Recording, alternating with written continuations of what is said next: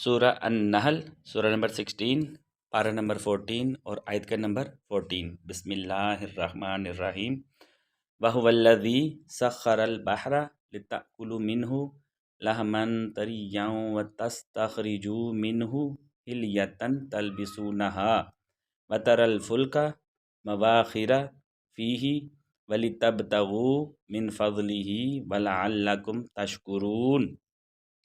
اور وہی ہے جس نے بحر کو بھی مسخر فرما دیا تاکہ تم اس میں سے تازہ گوشت کھاؤ، اور تم اس میں سے موتی نکالو جنہیں تم ذبائش کے لیے پہنتے ہو۔ اور اے انسان، تو کشتیوں کو دیکھتا ہے جو پانی چیرتے ہوئے اس میں چلے جاتے ہیں تاکہ تم اس کا فضل یعنی رزق تلاش کرو، اور یہ کہ تم شکر گزار بن جاؤ۔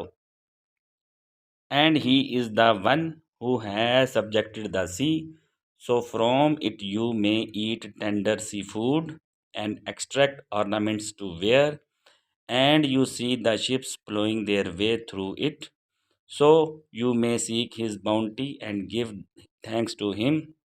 صدق اللہ العظیم۔